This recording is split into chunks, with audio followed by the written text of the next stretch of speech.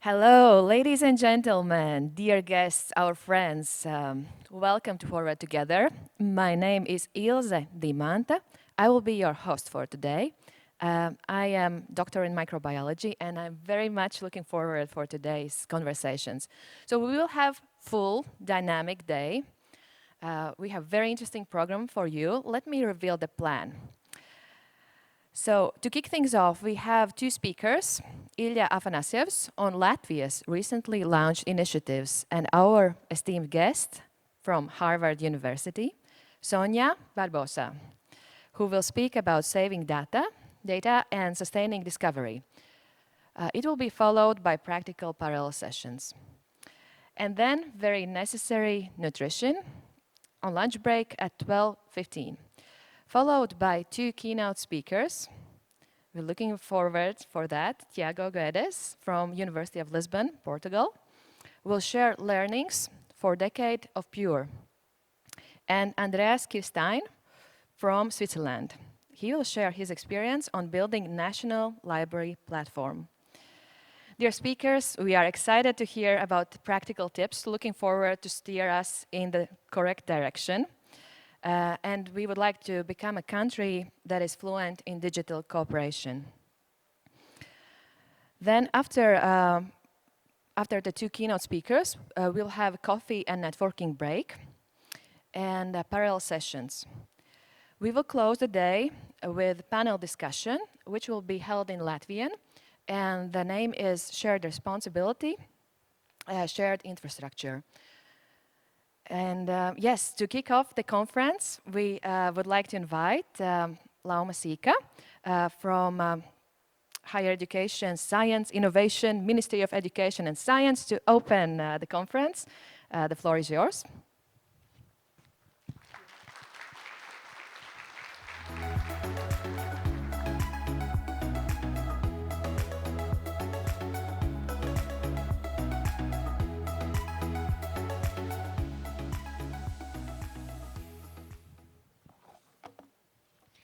Good morning, ladies and gentlemen.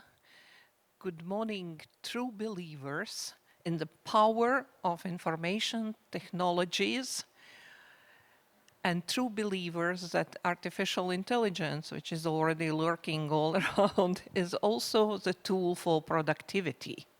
We have learned a lot about productivity, and just recently we are also starting already to think and to make up our minds on how we can increase the productivity.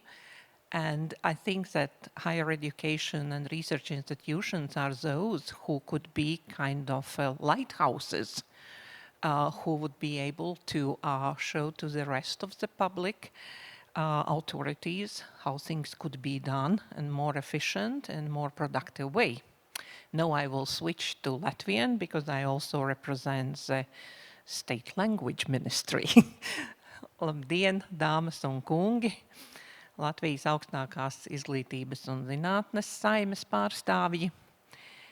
Kad mēs veidojām organizāciju, ko sauc augstākās izglītības un zinātnes informācijas tehnoloģiju koplietošanas pakalpojumu centrs, tad mēs centāmies atrisināt jau gadiem ilgušo problēmu.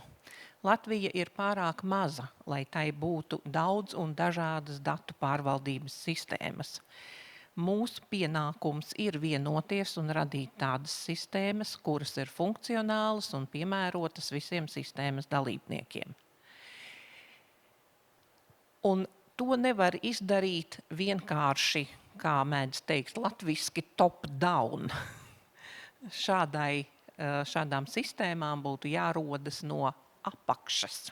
Tad institūcijām ir jāspēj vienoties, un Latvijas gadījumā tas jau pats par sevi ir izaicinājums, ja? Līdzīgi kā daudzas mazas kopienas.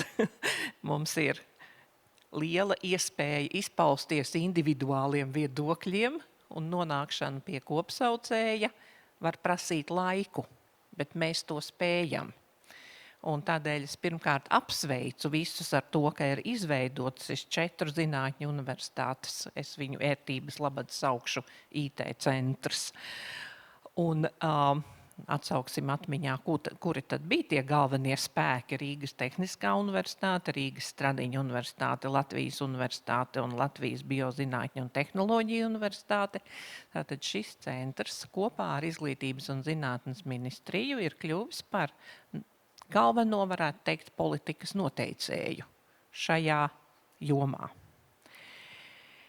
Mēs zinām, ka Eiropas Savienības līmenī, un tas nav tikai Eiropas Savienības līmenī, arī globāli, norit diskusijas par zinātnes metriku.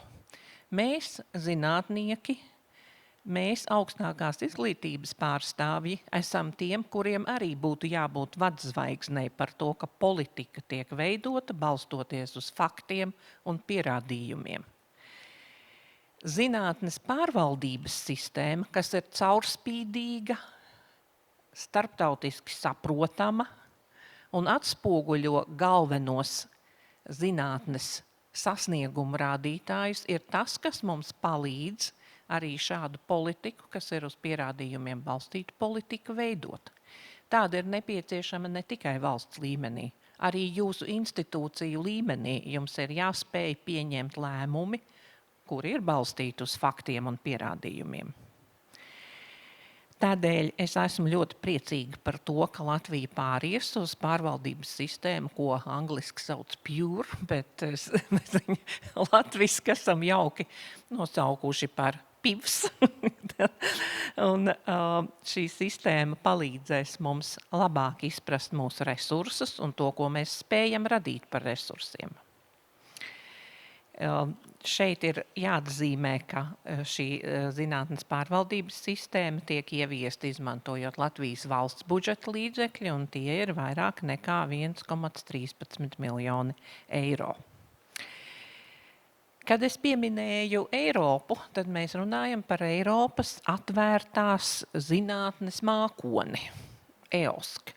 Lai kļūtu par EOSK pilntiesīgu dalībnieku, mums arī ir jāizdara savs pienesums un savs labums. Tādēļ EOSK nacionālā mezgla izveidošana ir viena otra liela darbība, ko mēs darām, un kam ir atvēlēti 16,74 miljoni eiro, kas ir ļoti nozīmīga naudas summa, un es būšu arī priecīga uzklausīt informācijas tehnoloģiju centra vīziju un informāciju par paveikto un vēl tālāk paredzēto. Informācijas tehnoloģijas vienas pašas nedarbojās. Tam ir nepieciešami cilvēki.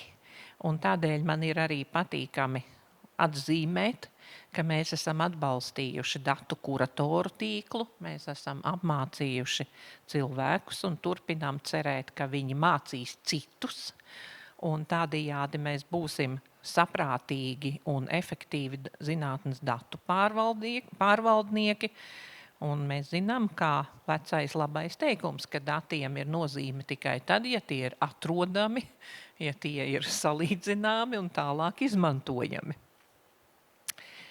Mēs arī gribam uzsvērt, ka digitālā atvērtība nav iedomājama bez drošības.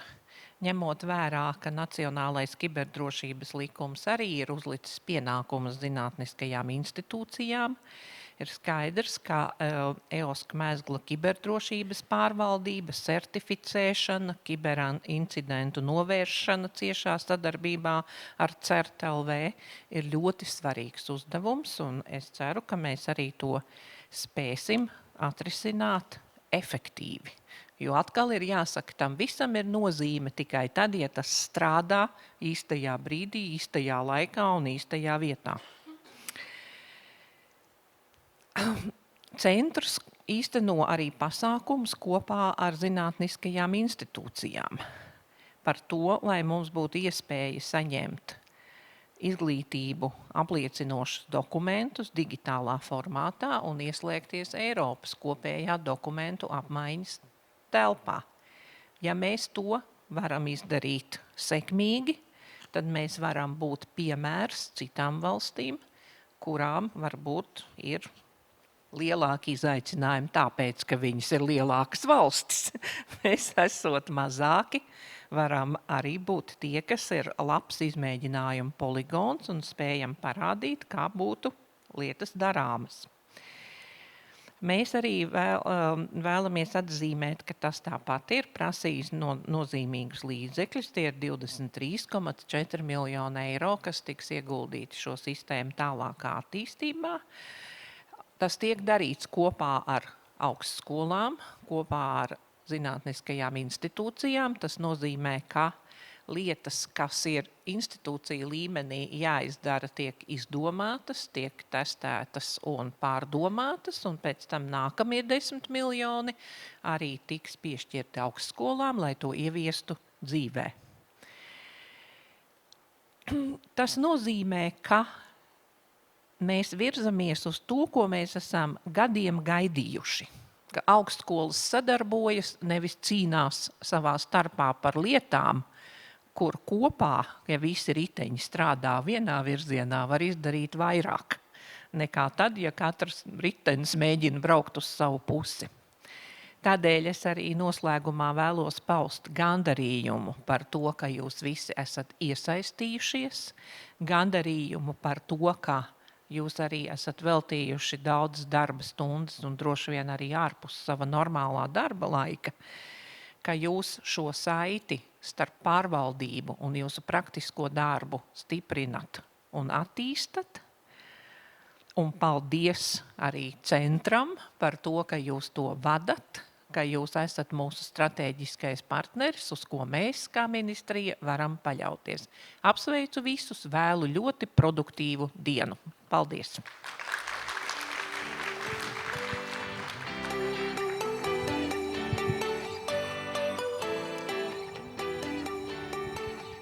Thank you so much, Lauma.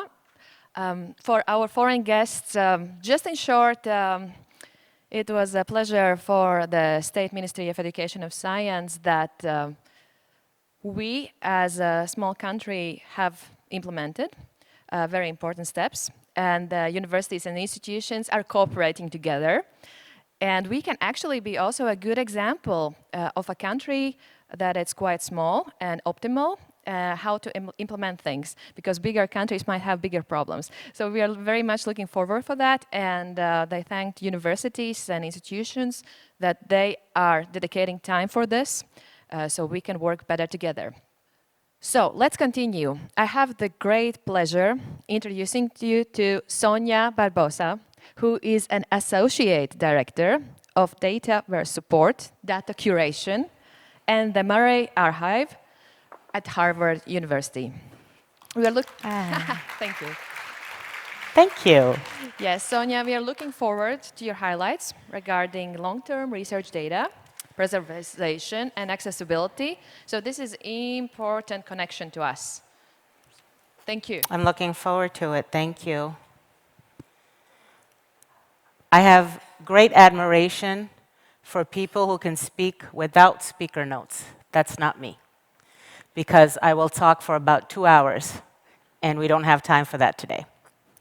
So, today we're going to talk about intentional rescue of data at risk and how that will dramatically expand what's discoverable tomorrow.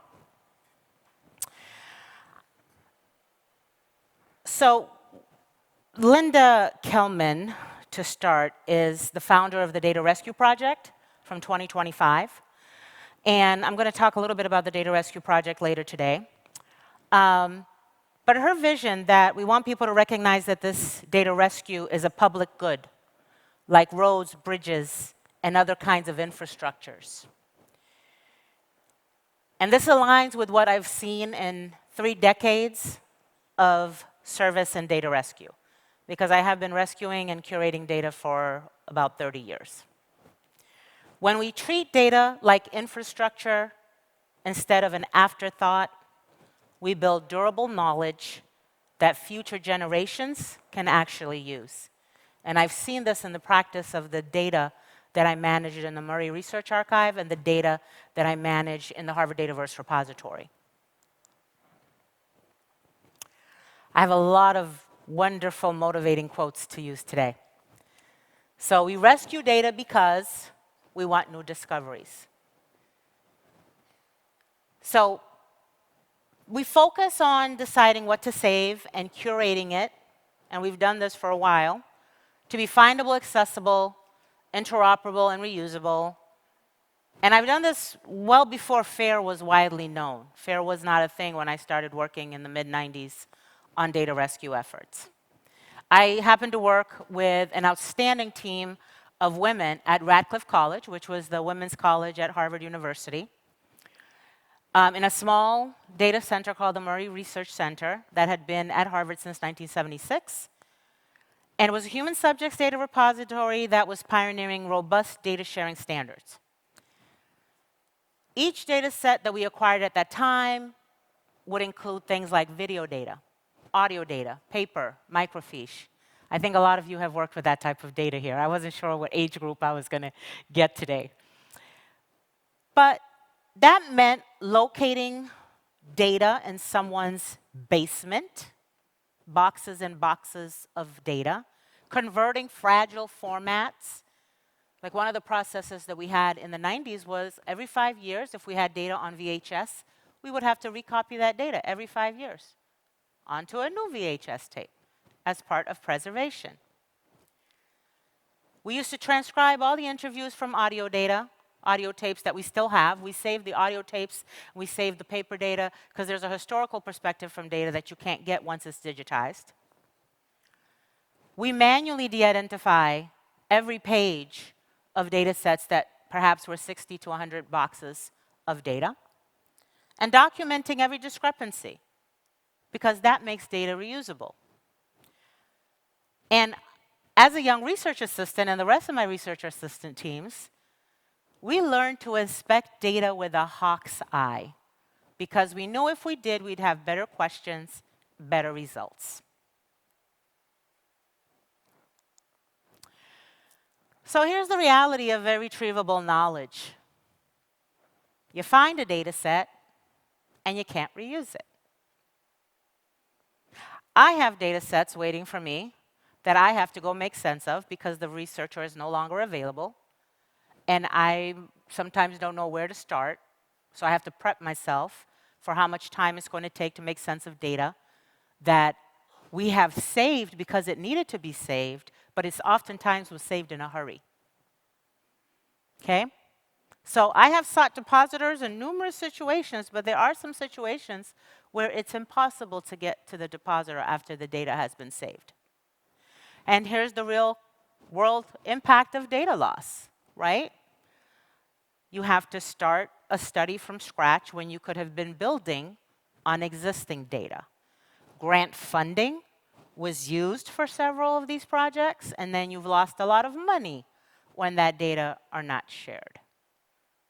I have cases where people have given data and then didn't want to share it for reusability, and we've had to contact the grant company and say, the grant funder, and say, we don't understand why they don't want to share their data, because when the data was reanalyzed, the results were different. Stalled innovation, right? How much growth and impact could have already been made if the data had been shared? So just some statistics on historical data loss. Missing physical media decay is a big one. Okay, I can't say enough about some of the data types that are sent to me and that people would like to make available, but it's not going to happen because nobody can read them. If I can't get somebody at Harvard University IT, to read a diskette, it's likely that we're never going to be able to recover that data. So we're sitting on data we can't find, can't trust, or can't use, and that's a throttling discovery. There's still a lot of data there, because in the past 5 years, I have received numerous invites to go and visit people and collect their data. Again, from their basement, from their garage, and it is now 2026. So this is stuff I was doing in the 1990s, and apparently we're still doing in 2026. Trying to get this data before people retire, before they no longer can present information. Okay, so just a show of hands, how many of you rescue data? Okay, I see hands, which I'm grateful for. How many of you are data curators? So you rescue data. How many of you are data managers, repository managers, IT people? You all serve in rescuing data. You all play a role in rescuing data because it is a community effort. It is not just the person who is going and picking up the data and bringing it. It is everybody who helps make that data findable, discoverable, reusable, and interoperable. So we're all data rescuers. I have a chronology here, but I'm not going to go through it very quickly, just because I have some really good examples I want to show you. So chronology, right? Pre-digital data, digital dawn, fair modernization, global integration, and I've worked in all of these eras, okay? But I'm young. I started when I was very young. Let me go back one, global integration to the present. And I can tell you the impact that's happened since we moved a content from these archives that I used to manage where you had to walk in to use the data in a workroom, and you had to walk in to use it on our computers, versus now being in a digital platform at this time is the Harvard Dataverse repository with the Dataverse project at Harvard University. So what does it mean to rescue data? Okay? I'm not just going to pick up data and put it in storage. That's not data rescue. Although I have found myself in that situation because, again, somebody's not there to give me the information I need to complete the data after it's been rescued. But it means that you identify at-risk data. We cannot save everything. If you have the capacity to save everything, tell me about it. I'd like to meet you. But otherwise, we have to appraise what we save because there's limited people that are doing the type of data curation that makes a data go from storage to reusable. And we always try to bring the researcher into that conversation to what they can do in their data management plans to make the data easier to curate once they're ready to share it. Stabilize the data. That's a lot of what we do when we get data, is we go through it and determine what's there. Can it be reused? Do we need to transform it? And then prioritizing the asset, right? Because we all have a mission. My mission in one archive that I work with, the Murray Archive, is longitudinal studies of women's lives. It's human subjects data. I don't want data that has been exhausted and cannot be reused. There are certain formats I can no longer accept because I cannot convert them. But then I have the Harvard Dataverse repository mission, which is to help everybody take their data off their laptops and put it into a digital system with a DOI, find it, make it discoverable, use a lot of metadata, put those data into formats that are reusable in the long term. And so you have to use the mission of your repository, mission of your organization to determine what will be saved. These are very old photos, I'm going to tell you right now. Nobody else has these photos. So these are from the archives that I worked with in the 1990s, the Murray Archive. And if you see, I don't know how to use this laser, let's see. That was the data that I was used to working with. And mainframe tapes. And users would come in to look at the data. That was the founder, Henry Murray, of our archive. This is a research team from Germany because at that time, you had the UK Data Archives, you had the Murray Research Archive, and you had ICPSR. And we used to work together so well in saving different components of data. Because the Murray Archive could handle sensitive data, ICPSR could not. UK had this whole qualitative data repository going on internationally, and we used to work together collaboratively to determine and decide on best practices because there were none at that time. So, from rescue to discovery is, now we're at the power of the future, AI, with human in the loop. I want to know my data better than AI knows my data. I want to use AI to help me get work done, but I want to know my data better than AI knows the data that I'm about to share. New possibilities, we're spotting new patterns, right? Because now you have new software, improved software. As new software becomes created and available for data analysis, you're going to get better results. And active discovery, right? Culture of trust, because what I'm making available as a data curator and someone who rescues data is I'm telling the people who are using it, the public that are using the data, this is trustable data. We've done due diligence in ensuring that what you're getting is data that can be reused, that has been preserved, that has been migrated, that has been stored, and is available to continue the research that was done. So the problem with the human and organizational side of this is it's time consuming. And it's really an overlooked aspect of data rescue, is how much work we have to do in the back end as data curators to ensure that data are reusable. Again, it's not just going to sit there, we need to make it available. Data dies in handoffs. I have a whole licensed data for Harvard that I manage that I'm not even supposed to manage. It was handed off to me because we don't know what happened between the library managing it and the membership ending. I have it, and I took it on, and I still do it, but I'm not the one that's supposed to have it. Somebody's supposed to have it, but who? And there were a lot of DVD components of that data that cost a lot of money that we can't find, because over the years, somebody lost track of who was collecting the DVDs in the library system. Now, I have some of those DVDs, and they stay with me. When people come over, I say, bring a hard drive, because they're very large data. That's one of the reasons we don't have them up, is they're very large data, terabytes and terabytes and terabytes of data that we plan to put up. But that's one of the reasons. Incentives often work against rescue. Your data creator is not incentivized by cleaning their data. They are incentivized by creating new content.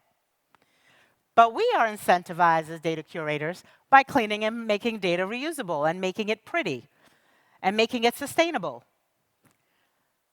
And then make rescue part of normal work. So we've developed, and I'll tell you about it in a second, we have developed quite a workflow for one of our big projects on climate, health, and weather data that's coming from the Harvard School of Public Health and the BU School of Public Health. And I'll show you a little bit what that looks like as a workflow template for rescuing data related to climate and health and weather. So it's massive. It's a team sport. That's why I said everybody who didn't raise their hands, yes, you're involved in data rescue. It is not a one-person project. The researcher who created the data, we become part of their community. The people who are reusing that researcher's data, they are part of the community that is rescuing and preserving and making that data reusable. So you have data stewards and curators in our expertise, researchers and scientists, IT professionals, librarians, and the legal and policy experts. Because I oftentimes find myself going to the Office of General Counsel and saying, I need your help with this. Or a researcher comes to me and says, I didn't collect any consent forms 20 years ago. How can I share that now? Okay, so we have to work through those. Again, the pioneers I talked about, ICPSR, UK Data Archive, Murray Archive, and that's exactly what the Murray Archive used to look like. That's the data we used to work with, punch cards and mainframes. Repository pioneers in 1990 to 2005 from the Internet Archive, which we go back to now because of the data that were lost with the change of government administration. It happened in 2017, it happened in 2025, and it will happen again. DSpace, which everybody is very familiar with. And then, of course, now to the present, we have Dataverse, Dryad, Zenodo, Figshare, OSF, Vivly, and evolving ecosystem includes all of these repositories and all of these members of the data rescue and data sharing community who are concerned with where data are and how to best preserve and share data. As a matter of fact, there's a big grant. It's the National Institute of Health Generalist Repository Ecosystem Initiative Grant. It involves Dataverse, it involves Dryad, Zenodo, Figshare, OSF, Mendeley, and Vivly. And we've been working together for the past, now we're on year 5, on a co-op petition to make better sharing, metadata standards, repository features, interoperable tools for biomedical data.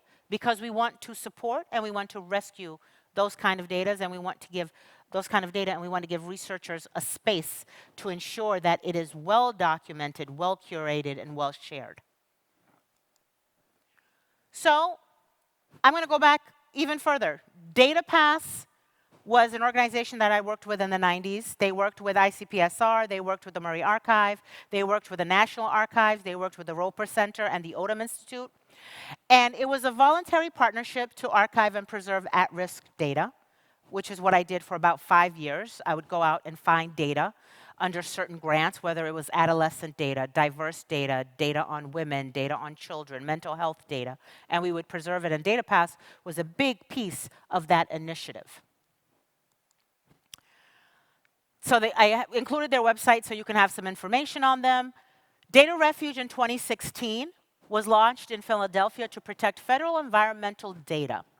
And the Murray Archive and the Harvard Dataverse Project at that time took on part of this initiative. We collaborated with some members of the Harvard Library. We trained them on using a data repository, and we went in and we salvaged quite a bit of data that were about to be destroyed permanently from government websites.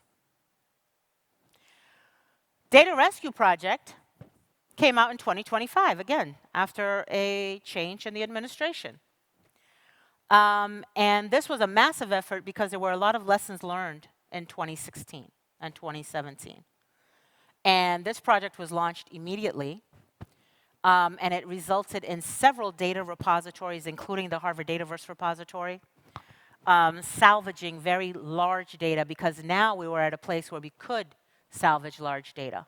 Large data support was developed for Harvard Dataverse repository in late 2024. And so it gave us the opportunity to help collect these very large government data sets that needed a home. Things were going dark left and right. The race to save US government data sets before they were deleted. This was a group that banded together to rescue data as Trump administration removed or altered data on climate, reproductive health, LGBTQ, people, and more. And there's a nice article on this group that I put in here. So what does data rescue look like at Harvard University? This was a project that I worked in 2017. We rescued 28 data sets, but over 2,000 files from the EPA websites on data.gov. CAFE is the Research Coordinated Center for Health and Extreme Weather. It's a joint initiative of Boston University and the School of Public Health to salvage data. But CAFE RCC is different because CAFE sought to develop a data rescue platform for all of this related data. They did not have the standards, they did not have the space, the community was not there, but they came together in this project, which is now going on year 3 or 4, to bring together massive amounts of data in a short period of time through data, not just data, direct data deposits into the Harvard repository, but also data harvesting. So now you didn't have to go searching for data because you can find a lot of this data in this one collection that has a lot of support financially and through the repository. It's a team that we've worked with for quite a while. One of those projects that they rescued is the Socioeconomic Data and Application Center from Columbia University. NASA is formerly the NASA Socioeconomic Data and Application Center. They contacted us in late last year or early last year and said, we're looking for a space to save our data because we've lost our grant funding. This CDAC project data set used to get over 700,000 downloads a year. Now, if you consider the cost, if you were to put this on AWS, your repository would have to be able to pay for that and sustain that. But luckily, because of the CAFE project that had a grant and the large data services that we developed at the Harvard Dataverse repository with our Globus integration and our connection to the New England storage infrastructure through our relationship with Harvard University IT and LTS at Harvard Library, we were able to provide this storage for all of this data for a very, very minimal cost. And so the CAFE project has been a launching space for saving climate data at risk, along with our team.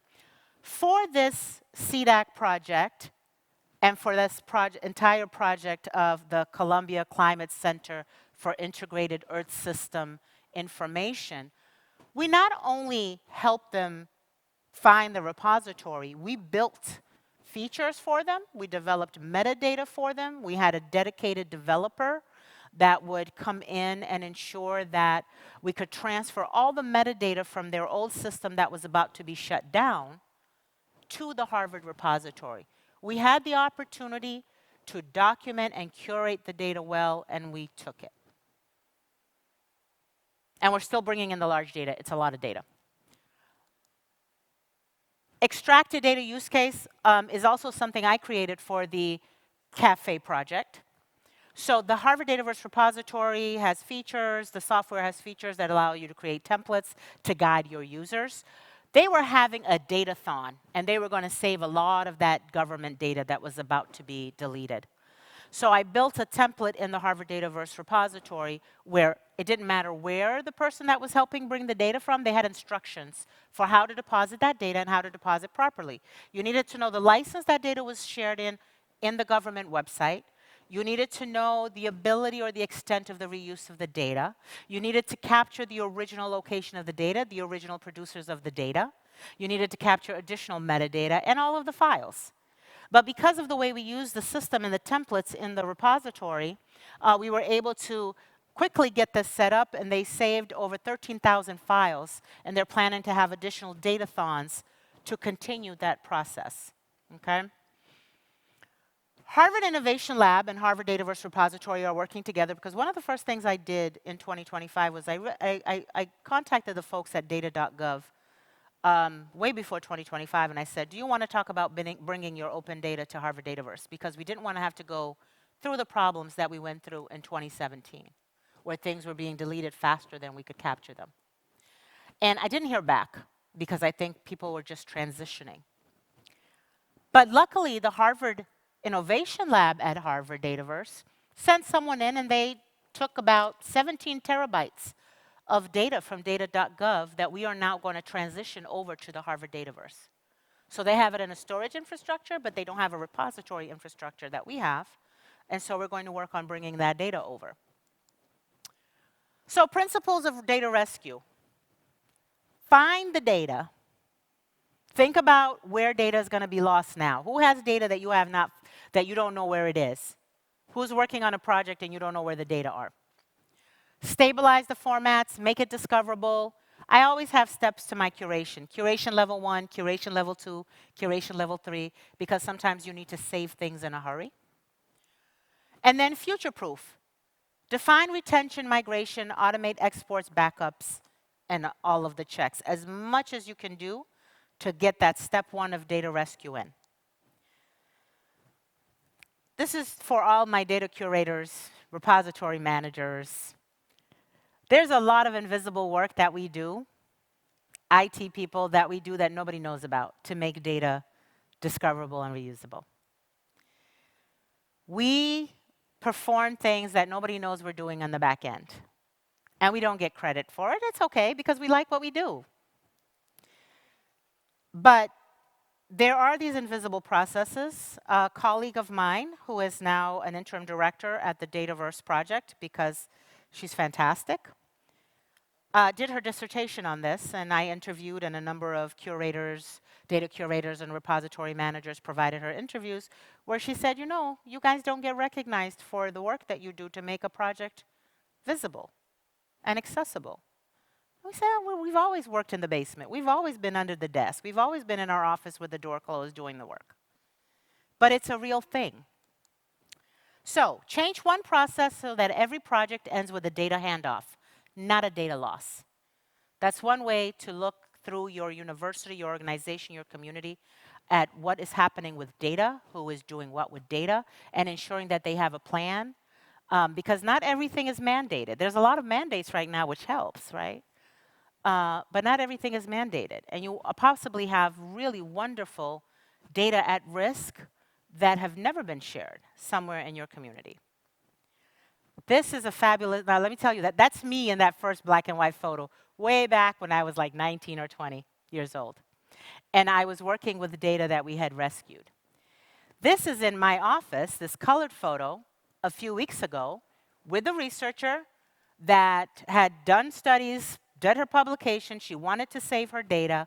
And I said, okay, we'll bring it into the archive that I manage because it's going to need continuing data stewardship, okay? With the Harvard Dataverse repository, we expect you to manage your own data. With the Murray Archive, we govern and steward the data for you. So she came in to sit with my team so we can go through these things that we could not read. A lot of it was handwriting, cursive, and we sat there for about 2 or 3 hours going through the data to ensure that we had at least a one-level organization of the data so that we can move on to level 2 of digitizing and making that data available. I didn't expect to have both photos when I started way back then. So go forth, continue the work that you do because we know the value of it. I have some nice resources and references for you. They'll be all available when they share it. But thank you. That's it.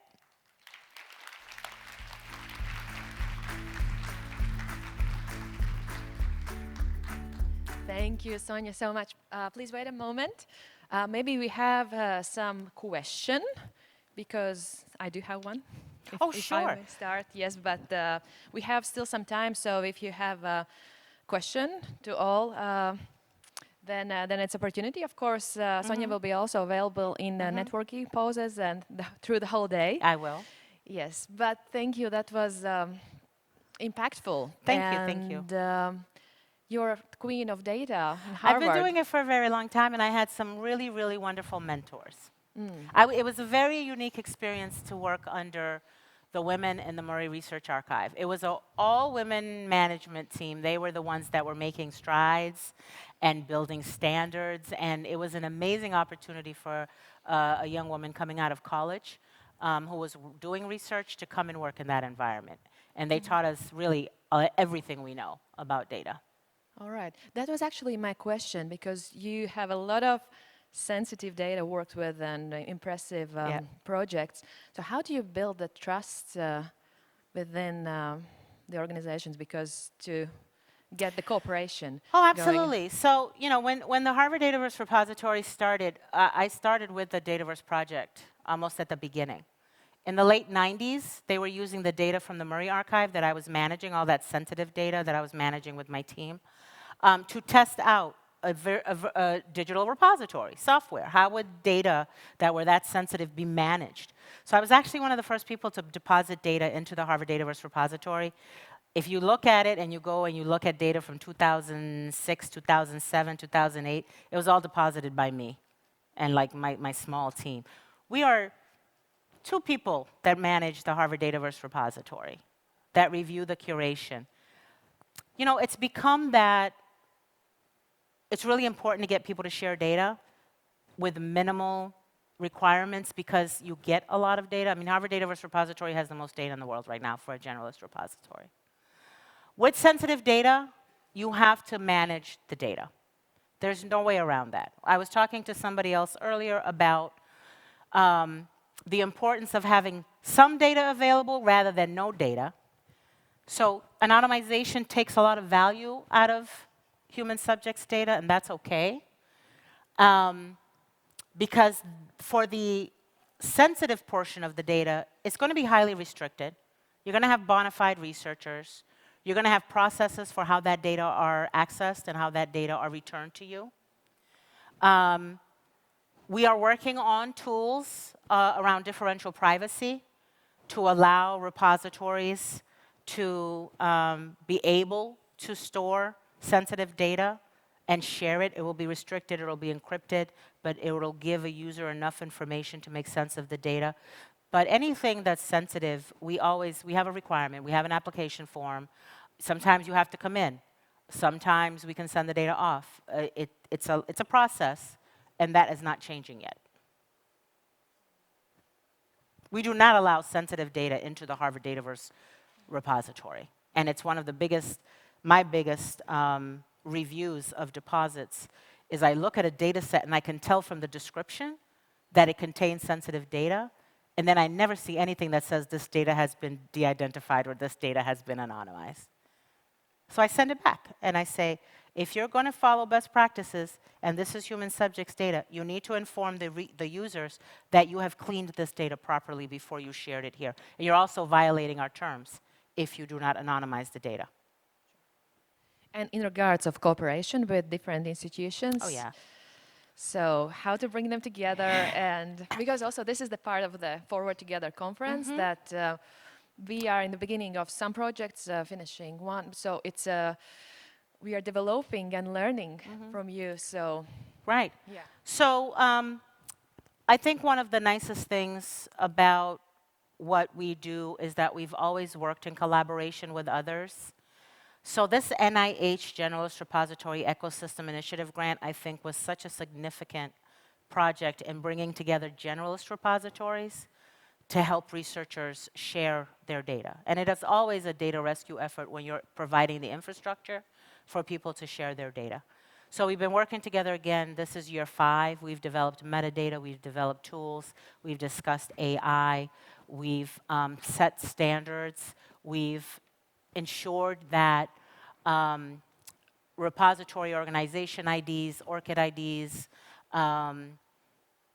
and funder information is all part of what goes into a data deposit. These are specifically National Institute of Health sponsored studies. We are helping to rescue some data that probably would not have come to our attention if we were not part of this effort around biomedical data. So bringing the generalist repository communities together, I think, is a big thing. And we talk way beyond the grant. We meet and talk about all kinds of things. So it doesn't have to necessarily be related to the grant because, you know, we all know that the first thing you do to a researcher is say, first, go to a domain-specific repository. If they can't support your data, come to a generalist repository.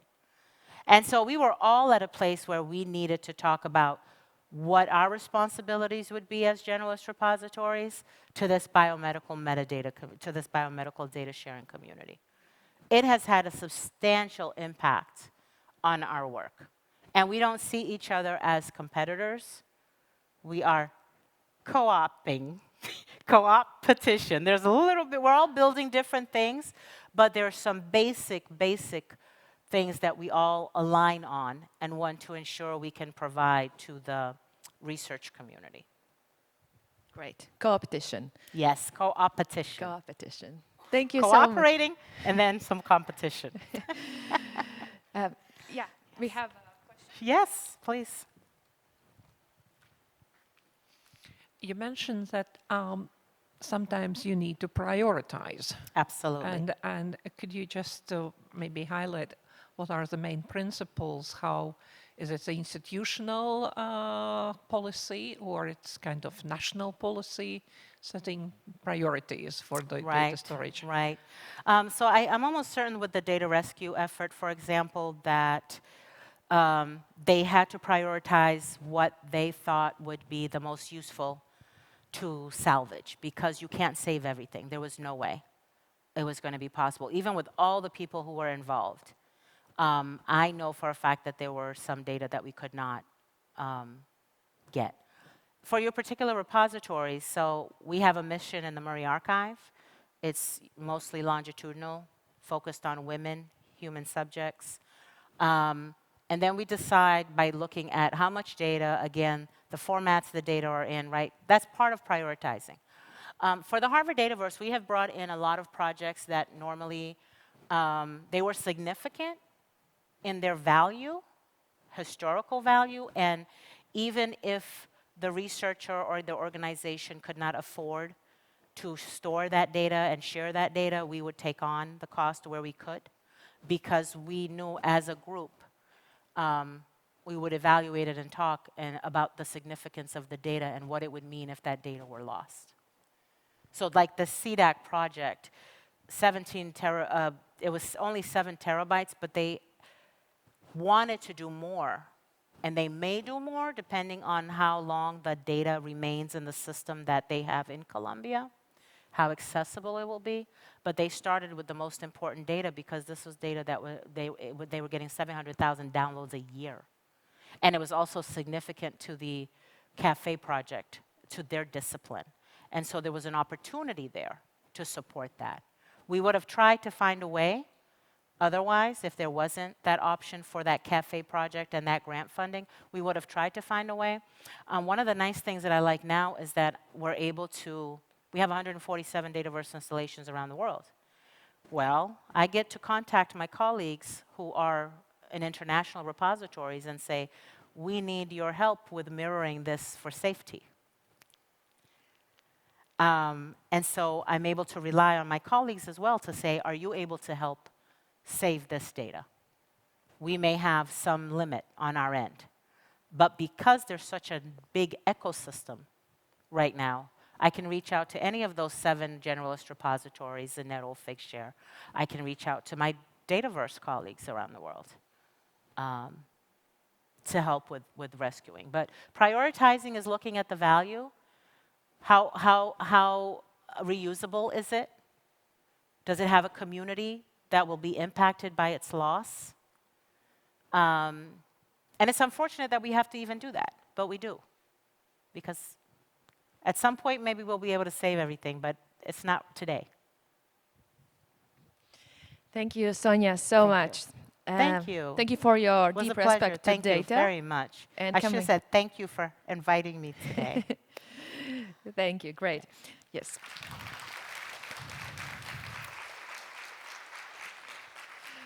So now let's kick off the parallel sessions. Please check in the agenda which one suits your fancy, where you need to go. We have one here staying in the main stage, Latvian Data Stewardess Network. So you stay here, and the other ones please find in the rooms outside.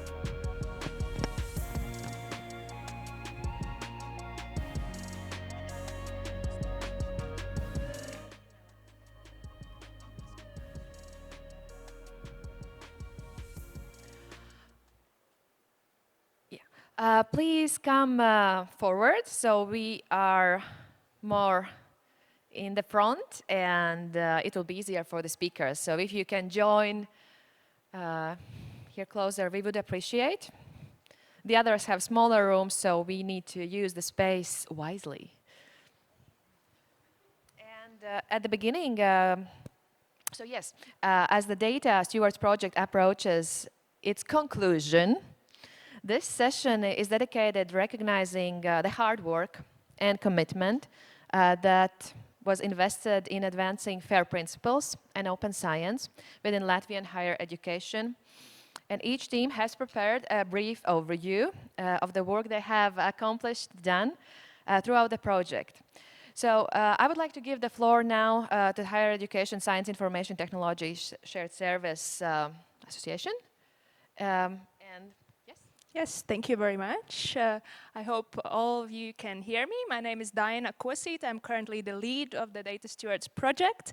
And I will try to give you a brief overview of what the project entailed and what we have achieved since 2024, working together on this project, trying to build strong foundations for research data management in the scientific community in Latvia.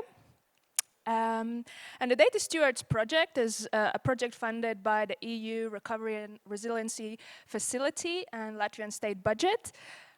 With three main aims. So the first one was to establish a data stewards network in Latvia, a team of trained professionals in research data management that can guide researchers in the best practices of how to manage the data throughout its life cycle. The second aim was to establish and to improve research data management systems, which includes improving or even establishing institutional policies for research data management and also open science, the way how we evaluate open science in research work. As well as providing infrastructure for research data management. And one of the main outcomes of the project is also the Latvian research data repository, Dataverse LV.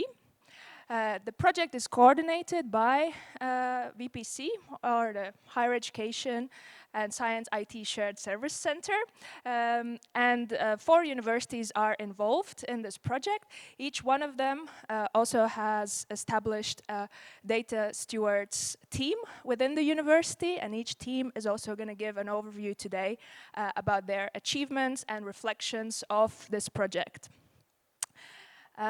So Latvian Data Stewards Network is about 20 professionals in research data management in these 5 institutions, and we're all trained on various topics of research data management, starting from kind of foundational training on the research life cycle, going already into more depth of how to make data fair, how to manage sensitive research data, how to describe metadata properly, how to ensure long-term preservation, and how to manage the legal aspects of data management. The VPC Data Stewards team is one of the 5 teams in the project that I'm also a part of. And additionally to kind of everyday data stewards duties, we also have taken on the role of coordination of this project and providing administrative and project management support, as well as thinking about the capacity building and training for data stewards by organizing various training events. A major part is also the development of the Dataverse LV repository, and very importantly is that we are the ones who are providing RDM support for other research institutions in Latvia. And so far we've established quite a good collaboration with other universities, universities of applied sciences and research institutes in Latvia, supporting both researchers on day-to-day data management or filling out data management plans and kind of hands-on things with data management, as well as consulting the administrations of these institutions in order to improve their internal policies and practices for research data management within the institution. So if we're looking at our achievements in numbers, so Latvian Data Stewards Network together, so the VPC team together with the 4 university teams have completed more than 2,000 consultations on various topics of research data management. We have supported more than 500 research data management plans and organized more than 100 events, which include various training events, informational events, discussions, and so on. And that's all since the beginning of the project in August 2024. So we've been quite busy with spreading the word about research data management and repositories and so on. But as I mentioned, the second aim was to improve the systems that we currently have for research data management. And each of the university teams are also going to talk a bit more about how that has been achieved and what kind of policies and practices have changed in their institutions since data stewards started their work. Together, we've also closely worked with the Latvian Council of Science, which is the major scientific funder in Latvia. And since recently, they have introduced the requirement to fill out data management plans and to also make the data fair at the end of their funded research projects. So data stewards are also supporting researchers in order to them to comply to these requirements. As well as, of course, we've provided plenty of support materials and guides and resources for researchers and institutions. And we have tried to sort of use dataverse.lv as a platform where these shared services and resources are available. So on our website, you can find not only the repository that I will talk a bit more about just in a second, but also various kinds of guides on the best practices for research data management, information about our events, contact information for data stewards, and general kind of information about activities of the Latvian Data Stewards Network. So the name of Dataverse has already been mentioned a couple of times, so we're also very proud that since last year we have launched the National Generalist Research Data Repository, which is available for free to all researchers affiliated with Latvian research institutions. So that means that we accept data from all fields of research and provide also some quality checks and data curator support for depositing data sets and storing them long term. The repository is using the software which was developed at Harvard University that Sonia also was referring to, and it is really a trustworthy repository software used in many repositories all over the world. The VPC is currently administrating the repository, and the infrastructure of the repository is hosted by the Latvia State Radio and Television Center. So the launch of the repository has been funded by this EU project that I am a part of, but now we're in the transition to the national funding with the support from the Ministry of Education and Science.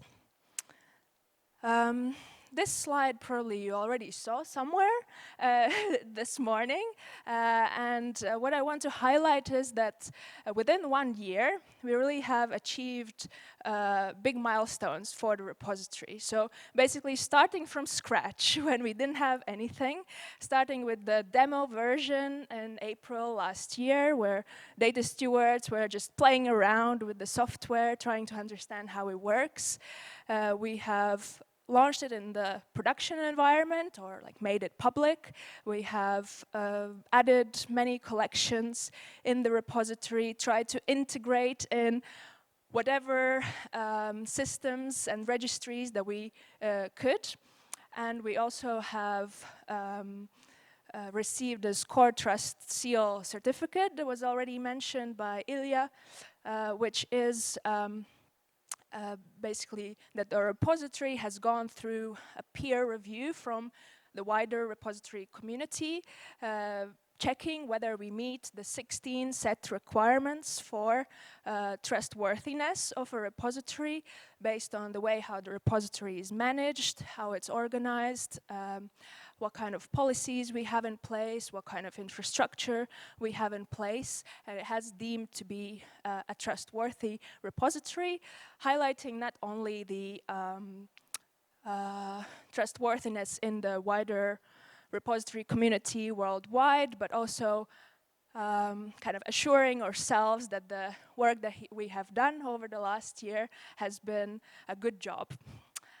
So far in the Dataverse LV, we have 11 institutional collections. 64 datasets have been deposited directly in the Dataverse LV, and 312 we have harvested from other Latvian repositories. And the number of users obviously are growing over time. And if we're looking into the future, we see that we're also looking to grow the repository, grow the data stewards network, and provide even more in-depth research data management support. So over this year, actually, the Data Stewards Network is in a big transition from this EU funding onto the national funding. So the governance structure of the network is going to change. I think it has been already quite a challenge for us to adapt this in the times of a lot of uncertainty of how this transition is going to happen. But I'm confident that it is going to happen in a successful way, and we will be able to continue the work that we've done in providing continuous support for and consultations for researchers and scientific institutions, go in a bit more depth with some research data management topics, such as sensitive data management and repository development as well. For the repository, obviously, we hope for additional institutions to join us and deposit their data sets. At the times that we're living currently, obviously cybersecurity is a major issue that also we are aware of and we're trying to tackle in various ways by improving our security or procedures and the way how the repository is governed. And the big aim overall is also to integrate Dataverse LV in the next project that the VPC is coordinating, so by establishing the ieraksts Latvia node, which would be as a hub where all kinds of resources for research infrastructure are available in one place. So the repository would also be integrated in that, and the competencies that data stewards have developed over the years will also be very appreciated. So thank you very much. That was my overview of the project, and now I'll give a word to the next teams. Yes, thank you. Impressive work done in year. Thank you. Congratulations. Next is University of Latvia. So I would like to welcome on stage from Life Sciences and Technologies, who is presenting. Yeah.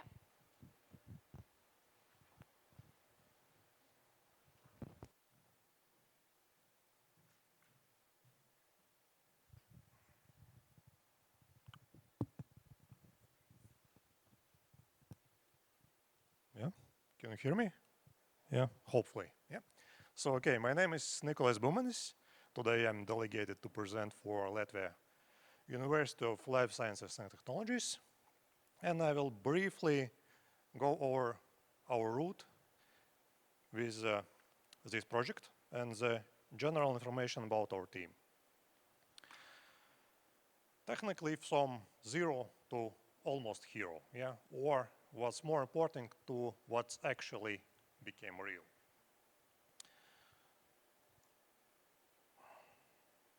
So at the start, we were not a research data management team. Not really. We were researchers, teachers, IT people, administrators, different roles, different different daily lives, etc. Yeah, but all in all, we needed to become one team for one particular topic, which was kind of new for all of us. It was research data management. And technically, we didn't start with a clear road. We had some limited awareness. We didn't have any institutional framework. And we also had fragmented practices working mostly in individual scientific teams and individual projects. So our first step was not action. Our first step was understanding where do we even begin. And we started with learning a lot. We learned from different national sessions, from collaboration with our national network, and also from colleagues with experience in general. And what we understood is that the information is not the important part. The important part is that we started to speak the same language. And that led us to understand that the first part on all of this is that research data management is not just about repository. It's not just about working with data repository. It's not about uploading your data after the project ends.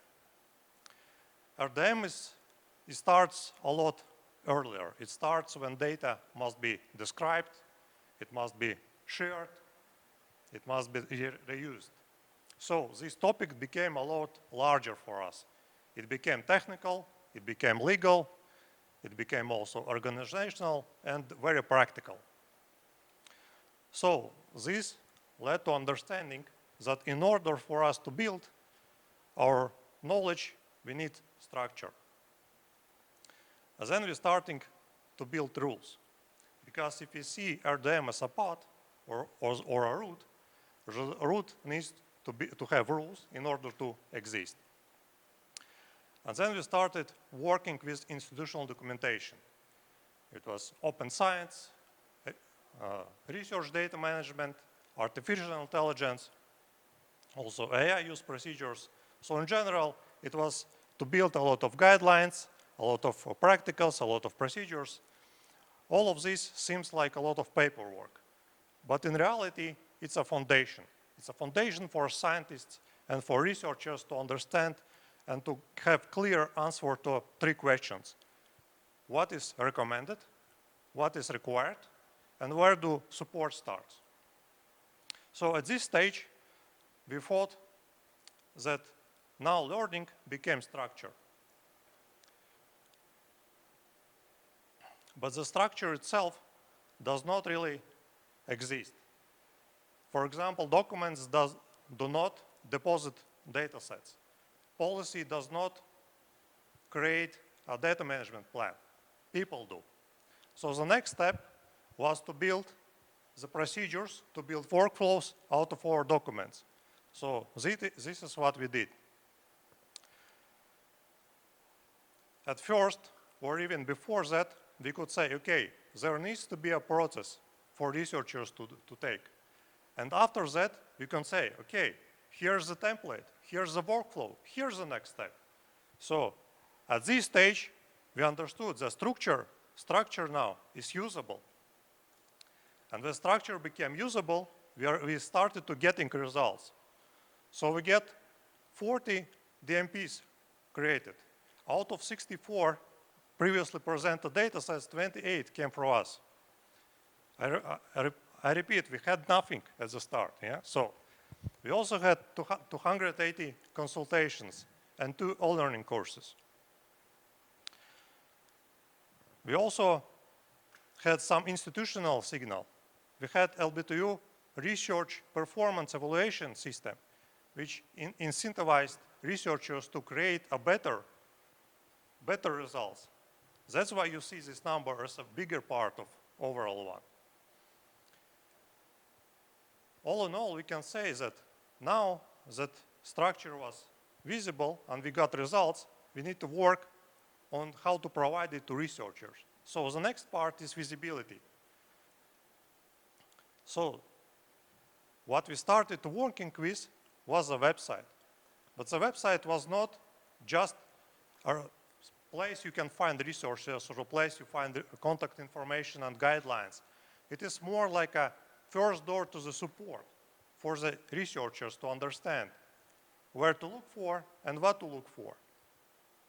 This allowed us to say that our support previously stated as structure and route, etc., it now became real. So it's real and accessible. So this was our route. We started with nothing. We learned, we created documentation and foundation, and then it became real. technically you can say we are not really finished, but we are not at zero anymore. Yeah, thank you.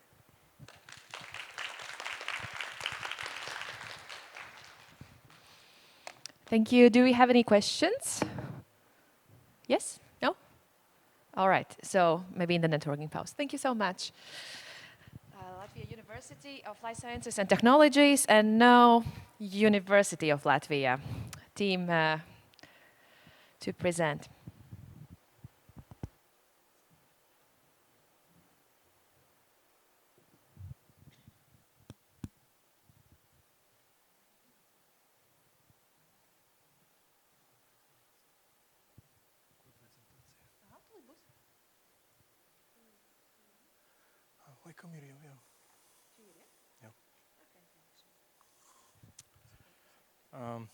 Hello, my name is Artur Svarinskis. I represent data steward team from Latvian University, and this is like a short reflection of what we have done during this project during this year and a half, and what are the plans for the coming days. So actually we are the team of 4 beautiful and handsome specialists coming from different backgrounds, and actually this is, I would say, our strength. And we are doing a little different things a little bit, but at the same time it's still about and all around open science and fair principles, and helping the researchers to manage data in the more accurate and more proper way. So what kind of support is that exactly? So we have organized several trainings and seminars, in total 15 seminars with more than nearly 500 of participants. The number of participants varied from time to time depending on the specific theme we were covering, but still the main point was that we visited different departments, we visited different faculties in order to raise awareness about the importance of open science, fair principles, and to make people aware about our own existence and that we are there to help with data management. So, but even more important probably is individual consultation and counseling, because when you speak with a person directly, one-to-one, probably it's the best way to understand what are the real challenges and what are the obstacles. And we started from the, let's say, explaining, consulting on the basic FAIR principles, importance of the open science, but on the practical basis, we started to help with preparation of data management plans. And not everybody was, at the very initial stage of the project, not everybody was aware about that kind of the document, and our purpose was to make researchers aware and that this is not like some kind of only bureaucratic type of work, but this is also the document which can benefit them, also them in their research, because they this is how they make the data much more better organized. And also other consultations covered publishing in the Dataverse, publishing of the data sets in the Dataverse repository, and storage, preservation, and other related research data management activities. And we also tried to inform the researchers using our monthly newsletters, so to say, to cover the entire community of the university, so everybody is aware about the presence of the data steward team in the university and what is our mission there. And during all these activities, we prepared a lot of useful materials, which are, I hope so, are very useful for self-education. So, institutional work. So apart from that, it's very nice to go and explain and to talk to people, but still you need something on the paper, and this is why we came up with a policies and guidelines. In total, we have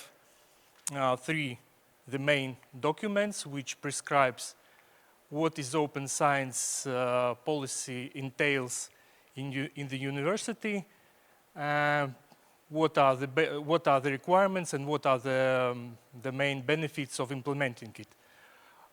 So we revised and university webpage with a section about open science, research data management, research ethics also, and all that related activities as well.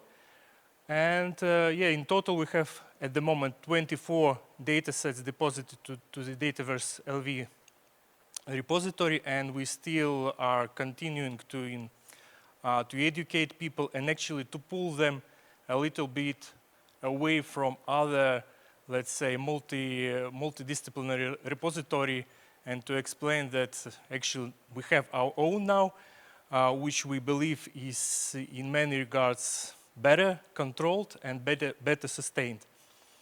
And yeah, and this is linked actually to another project, but since we are in the process of implementing a pure data management system in the university, so this is again another chance for us to make data more accessible through this platform as well. So main activities, probably this overlaps a bit with the previous slide, but I cannot stress it enough that the main point for us was to be in touch with the researchers through all possible channels. So educating, providing consultations, providing information through the main newsletters, and also monitoring. I don't like to call it an audit, but actually specifically at the very beginning of the project, we visited personally different institutions, different subdivisions of the university in order to understand what is the current status of the research data management in particular, let's say, scientific field and faculty and department. So challenges are, one challenge is that we need to continue our own self-education while at the same time providing consultancy and help for the researchers, because yes, we do know a lot, but open science, I would say, is very dynamic area, and you still need to be in touch with the latest developments. And yeah, sometimes when you need to have some new policy or guideline approved and implemented and embedded in the system of the university, since it's quite big organization, sometimes it takes time to, let's say, to have it approved, to have it reviewed, and to have it discussed with all the involved parties. And some of them probably are not that directly involved in open science activities. This is why sometimes it took time to do that. And the main challenge, I would say, is to change the attitude and to make the researchers understand that the data management is as important as the research process itself. And also we needed to set a little bit of boundaries, because at the very beginning probably we were confused with IT help desk, or we were thought about as a single point of contact for all the matters concerning work with the patents and sensitive data.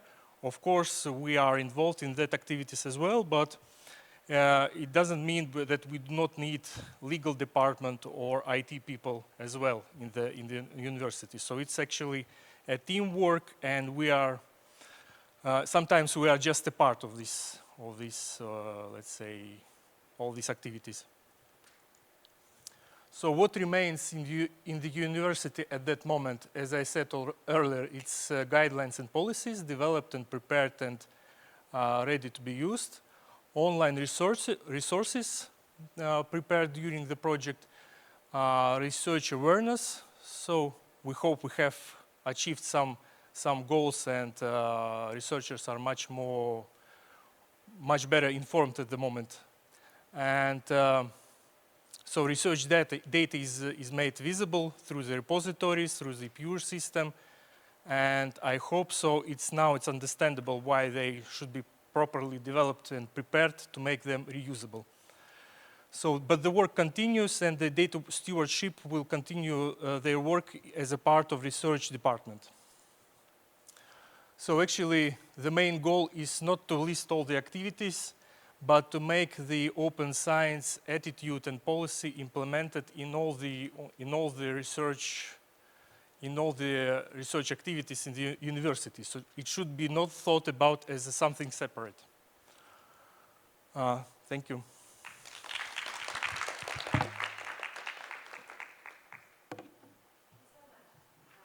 Next up is Riga Stradiņš University.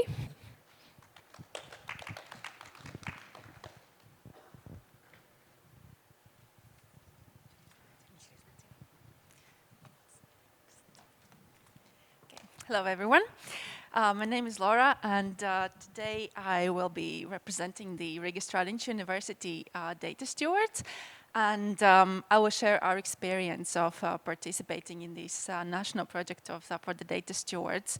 And this initiative represented a major milestone in advancing open science practices across research universities and establishing data stewardship as a recognized profession in Latvia.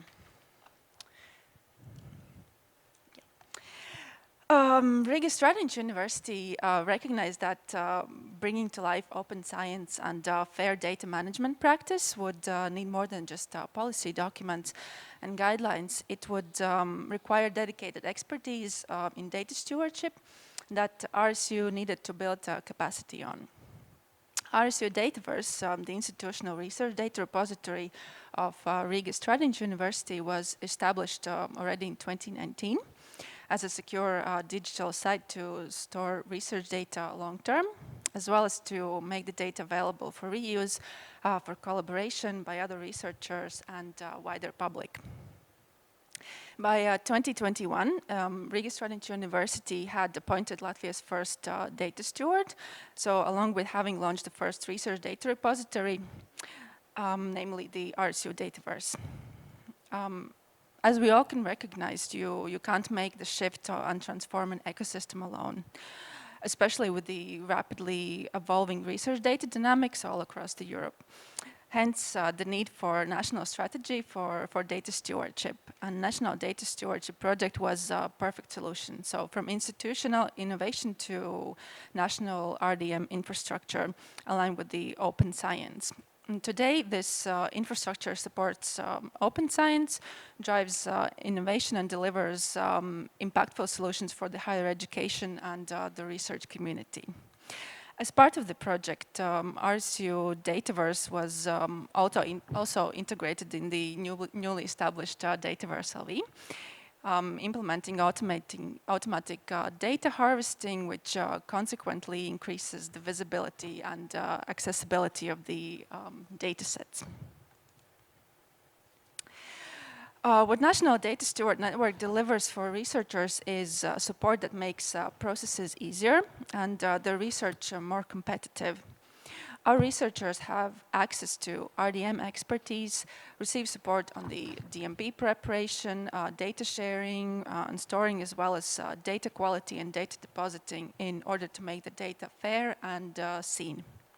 For Latvia, we're not just participating in European research, we're helping shape it. RSU participation in the network enabled us to be part that leads this transformation, not just simply follows it. Data Steward Network is essential in accelerating open science practices in institutions, ensuring trained data stewards that keep on building and increasing their competences and capacity, sharing and optimizing costs, as well as enabling national voice in discussions. Together, the network has created the National Research Data Management Guide, which covers all of the data lifecycle. And collectively, we created the national research that connects Latvia to the global research data ecosystem. Throughout the duration of the project, we've gone from fragmented individual efforts to a coordinated national infrastructure by using the power of the network. And Data Steward Network has enabled the use of common standards, tools, and platforms, increased awareness of FAIR principles, and open science as well.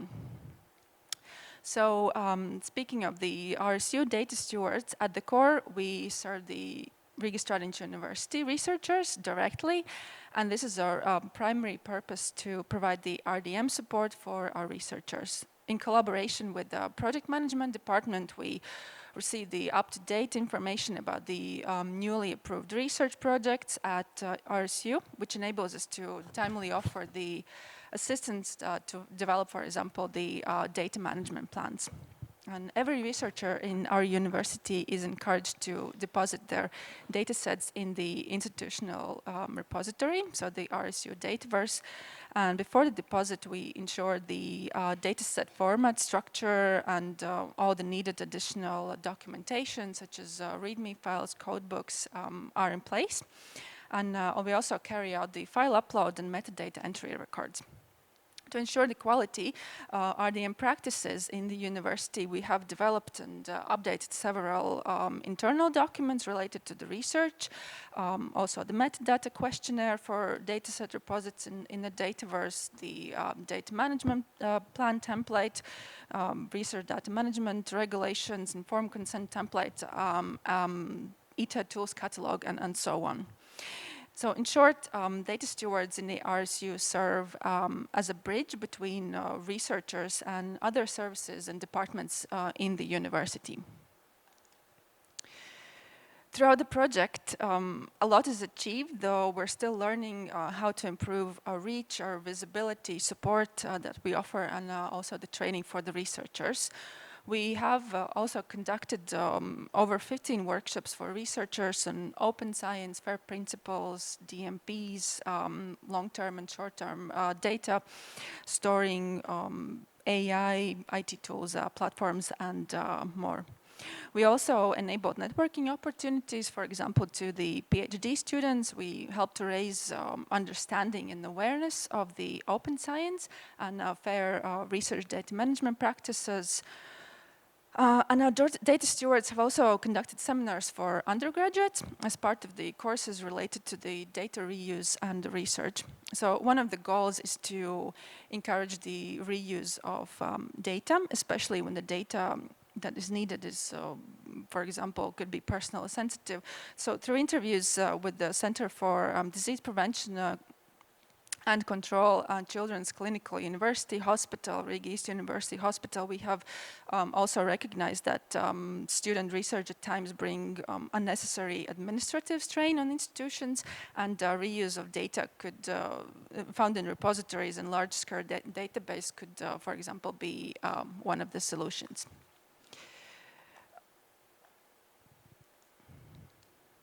Yeah, we are also proud to see that since our unit was put in place in the university, the RSU Dataverse was sort of revived. Even though it was established already a few years before we started, the interest sort of started to dwindle. But out of all the 164 datasets that are deposited there today, nearly 100 of those were deposited by our team throughout the duration of the project. And what we have noticed that more and more researchers are looking us up and asking for assistance, for expertise, and for guidance in supporting the research data management from idea of a research project to the very end of the data lifecycle. Our unit has worked extensively as an institutional team, as well as part of the network, also creating new guidelines, improving existing policies, documentation, as well as templates and other materials to enhance good research data management practices.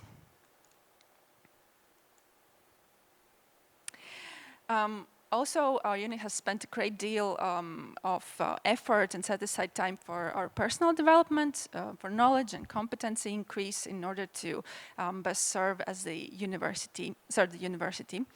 Researchers and participate as one of the leading institutions in the Data Steward Network nationally and also looking internationally. We have been attending numerous seminars, conferences through the duration of the project, as well as represented our unit and network in 4 of the conferences with either posters or presentation, which also was not just a great way of highlighting our work, but as a platform for example, for meaningful networking, as well as knowledge exchange and building on expanding our reach.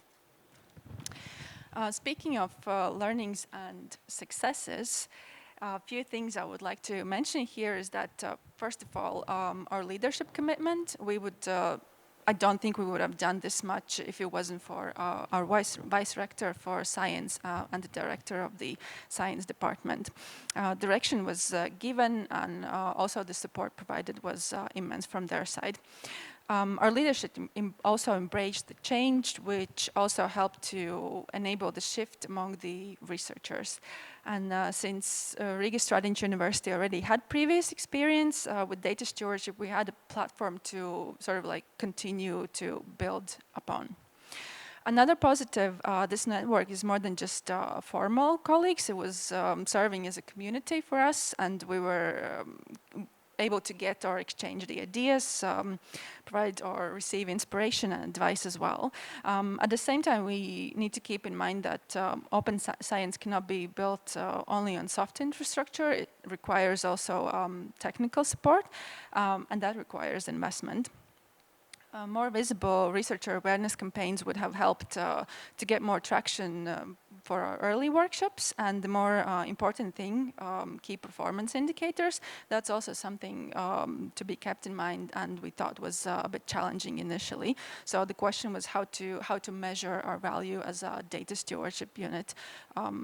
For example, to mention like DMPs are limited to how many projects are being approved, and more consultations not necessarily always mean more educated researchers. So ideally, we would have to, looking forward to shift the KPIs a little bit, and now that we have more hands-on experience, looking to improving that part as well.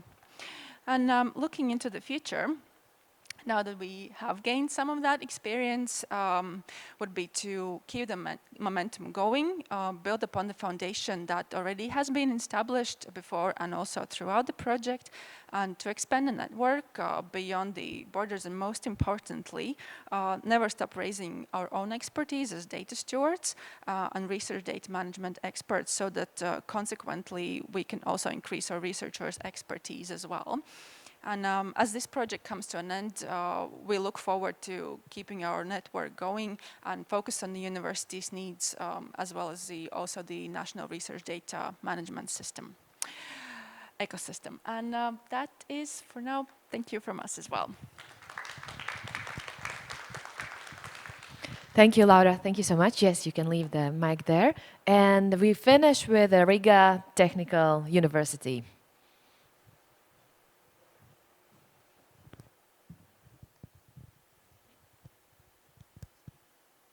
Hello, everyone. I hope you can hear me.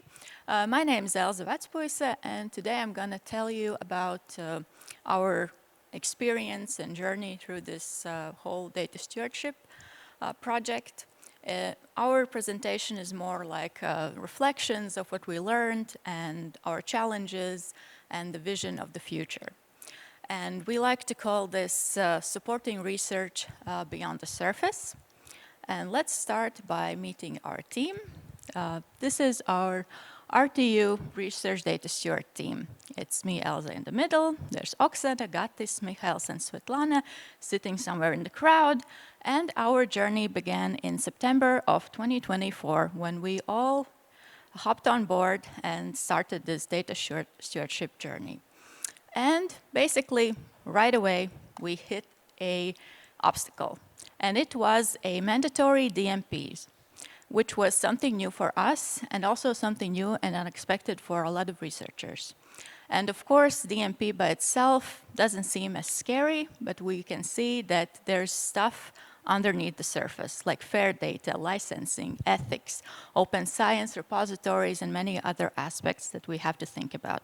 And yet, it was quite challenging for us, but also it was a challenge for researchers.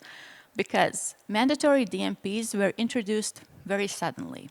All this new terminology and expectations were put on researchers, and as we know, they already have very heavy workloads and limited time, and also established workflows that are very difficult to change. So these DMPs were introduced very suddenly, and so were us, data stewards. So for some people, there was this question: who are these data stewards and why are they creating more work for us? Which is, I guess, fair, but not really true. So we wanted to change this perception of us, and we wanted to show that we are in the same boat with researchers, because obviously we are. And together we were learning about all these requirements, all the mandatory DMPs, tools, workflows, and responsibilities. And we wanted to shift this perception of us that we are support rather than control, that we are for collaboration than auditing, and that we are here to offer practical help instead of bureaucracy. And we kind of defined our role at the university, that we are here to help researchers to navigate through these requirements, to build practical data management practices, write and translate policies into real workflows, and support sustainable and reusable research data. But of course, also we became these connectors and translators, coordinators and navigators between the units. Because especially at a big university like RTU, there are many different units and parts, and no one can really navigate there alone. And we also wanted to show that we are not the people with all the answers, but that we are people who know where to find answers. And we kind of did that because, as I said, no one navigates alone. So we had to work together with a lot of departments at our university. For example, we worked together with the doctoral school, where we tailored training for PhD students. We work with science department in helps of developing open science policies and guidelines. We work with grant office and DMPs, with IT department and tools, ethics committee, scientific library with training. So we kind of work together with all these people to understand how can they help us and how can we help them. And we kind of created this two-way exchange of knowledge and needs. And of course, the more we talked with researchers and our colleagues, we understood that data stewardship is not just about data, it is about people. And of course, technical understanding of FAIR principles and repositories and metadata and DMPs is very important, but successful data management starts with communication. And soft skills like listening, empathy, communication, asking the right questions, problem solving is also something very important, and we don't talk enough about this. Because sometimes the most important skill was not knowing the right answer, but understanding the real question. Because very early we kind of understood that researcher can come to you and ask something about oranges, but actually he needs to know about apples. So if you can't understand what researchers want from you, you can't really answer your question, even if you know how to do the things they actually need to know. And of course, supporting research means adapting guidance to where researchers are in their journey. We worked a lot with PhD students and more senior researchers, and we saw this difference. For example, when we talked about research data management with PhD students, they asked a lot of very curious and proactive questions. They asked what, where, how. Show us how to do it, what we need to do. They were looking for guidance and structure and are very open to adopting new practices. When we worked with more senior researchers, questions shifted to more like why. Why do we need to do it? Who's making us do it? They're more experienced, but also often more skeptical, which is understandable. And they are concerned about the time, about the workload, and are kind of resistant to change their practices. So research culture change is also something that is very important when we talk about research data management. And we started to build the sustainable research culture pretty early, because we also had a chance to work with bachelor students, with master students, where we tried to kind of talk about all these terms, so when they became PhD students, it wouldn't be the first time when they hear about open data. And so the goal is to gradually kind of develop these skills about open science awareness, data literacy, research integrity, and research data management skills. because research data management becomes sustainable when it becomes a routine, right? It needs to be integrated into research workflows, taught as a research competency, reinforced through continuous support, and shared across the research community. And when we talk about the future of research data management at RTU, we would like to focus on policy and guideline development because we need clear guidelines so researchers have enough information about things they need to do. We need to focus on training, data literacy, and collaborative support because, of course, you have to teach and talk about this stuff all the time. And of course, the earlier you start, the better. We need to continue improvement of our infrastructure. We also need to include data set visibility with our researchers. And of course, foster the role of data stewards at the university, so we are seen as a part of their research, that we are there to help them. And of course, we would like to continue this Latvian Research Data Stewardship Network development and be a part of it. And maybe together we can guide and inspire the development of national level research data management and open science policies in Latvia. And I just want to say that we are all in this together and we are in the same boat, and hopefully we will continue this journey together. Thank you very much. And I think it's lunchtime too. So. Thank you, Elsa. Very interesting. I enjoyed the comparison with PhD students and researchers to get into their minds. Very useful. Thank you. So this is it. We can have a short break. We still have 5 minutes to lunch break. And we can continue then networking. And after lunch, we'll see you back here in the main stage. So thank you for listening and for guest sharing. Yes, you wanted to say, Dan? Okay, so. There's time for a question. I have a question. Yes, let's do question already. That's a question. So thank you. That was wonderful to learn about what you're doing at your in your respective spaces. So obviously, for example, the Harvard Dataverse repository is open to the worldwide community. So it makes it very hard with a very small team to handle the number of consultations that you do. We try to prioritize Harvard University for particular consultations, which is why we have trainings and webinars.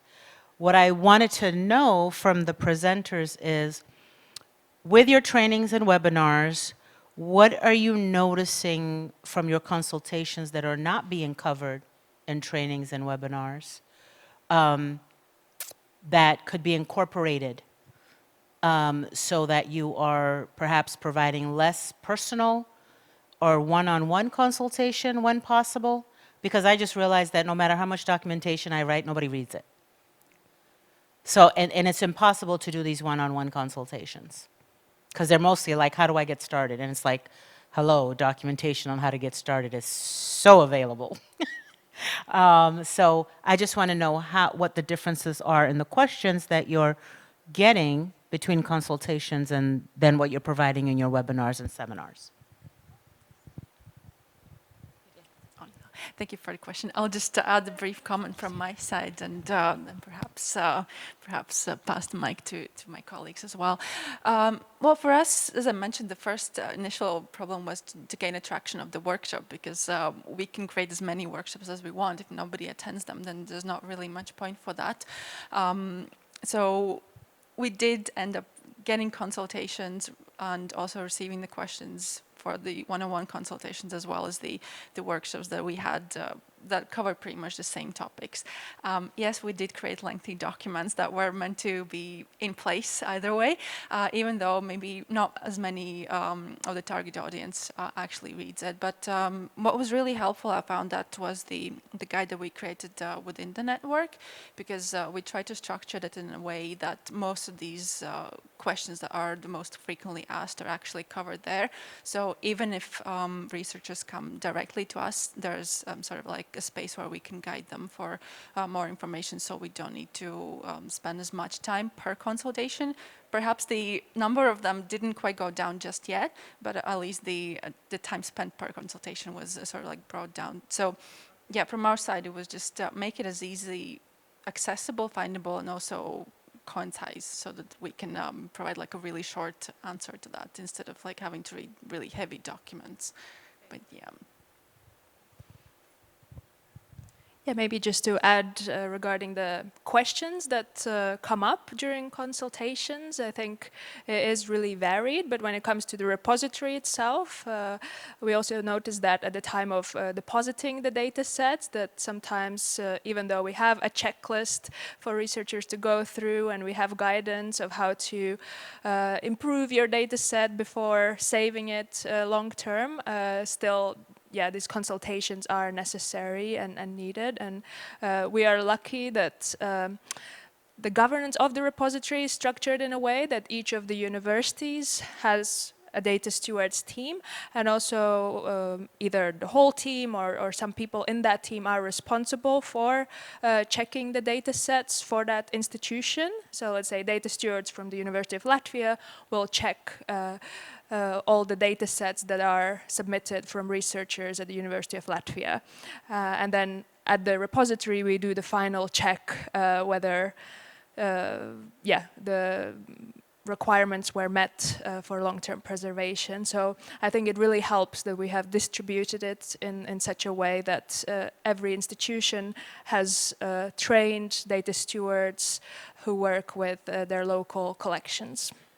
And that helps a lot. But I feel some sort of training, probably how to prepare a data set, especially like typical data sets that we received, for example, from social sciences, like a survey data set, or some tabular data preparation. So I think within the next year or so that we should also work on providing more training for that in general.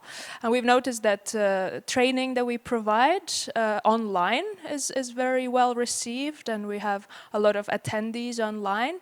In person, sometimes not so many, but with online, it's really, we have reached a lot of people. We're also have created a list of people who have shown interest in the topic that we sometimes send out our events, and we have, I would say, almost 1,000 people, researchers, librarians, support staff on the list. So if you're interested receiving news from data stewards, come to us and we can add you to that list. Are you getting a lot of questions about sensitive data sharing? Sensitive data sharing, yeah, definitely. And that is something that currently, as our policy in the repository states, that we do not accept sensitive data. But our repository has the aim to eventually transition to procedures that would allow storing sensitive data long-term under restricted access and various levels of security. But we first kind of try to establish the base of storing non-sensitive data, and now working on our security procedures to make sure we can also store sensitive data securely. Are you doing any trusted remote storage options at this time? Not at the moment, yeah. Yeah, that's more institutionally. So sometimes we do accept an entry of metadata for a sensitive data set that researchers, for example, who collected interviews, and in the interviews there's a lot of sensitive data that is too hard to anonymize, that they store the data set locally at their institution, but they publish a description of this data set on our repository, kind of in that way promoting the data set and making it more visible to others who might be interested in the topic and have a direct way how to contact the researcher. Yeah. Latvia University of Life Sciences Technologies, University of Latvia, Riga Technical. Do you have something to add? No? And the reason I asked is because, as the Associate Director of Dataverse Support, part of my job is to determine how to make data sharing and depositing on the system fluid, easy. Because the repository can be used not only as a data sharing space, but a data management space. So you want people to start utilizing the repository early in draft format, reserving DOIs if possible, right? If it's possible, not for sensitive data, that's a whole different topic. But but to start utilizing it so they can see what their data sharing looks like way before it's time to publish and start improving their file names and their metadata. But I've been talking to my team. We have a lot of AI tools in the works to help your depositors understand what is missing from their deposit without you having to be the person that has to go in and review it and tell them. So just so you know that that's something that we're actively working on. It's something that I've requested because of the self-deposit. We have both a pre-publish and a post-publishing workflow in the Harvard repository, and I implemented the pre-publishing because I was so tired of the bad deposits that we had to go through a longer workflow to remove and fix than it would have been for us to look at it before it's published. So those are some things that we are working on for the software with AI. And AI is going to be there to help us as data curators and data stewards to improve the quality of the deposits. It's not going to replace us ever. And then I do want you to know that there are some working groups. If you're managing a Dataverse repository, there are working groups for Dataverse. We have a sensitive data working group. We have a large data working group. We have a Pi Dataverse working group. Some of folks here might already be in some of those working groups. But there are opportunities to be involved, and you should be involved in those communities, because the more examples we have of what you're trying to support, the type of data you're trying to support, the easier it makes for us to work together in integrating tools to support sensitive data. So join, if you go to the GDCC website, the working groups are all there. Everybody's welcome. We just started support for indigenous data. We integrated with the local context for indigenous data support, CARE principles. Dataverse software is an integration partner. And then each repository can be an institutional member, and you get access to the API and metadata to support any indigenous content that you may have. But we have a working group for that as well. So join the working groups with whatever you're interested in, because we're really helping to grow the Dataverse community itself for those who are actually using Dataverse repositories, and put out some guidelines around curation. I'm not a fan of the guide, of the Dataverse guide. I said that's not user-friendly. I'm a data curator as well. That's not user-friendly. That's not what users want to see. Users need easier steps to understanding how to deposit data quickly, and they don't have the time that we have as data stewards and curators to do that work. Okay, so hopefully we find some way to limit how much we have to do to approve a data set and get it published and make it available.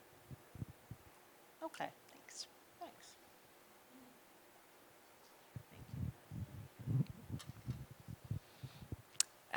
No more questions? Yes? Okay, thank you. So let's hit the lunch break and see you then afterwards back here.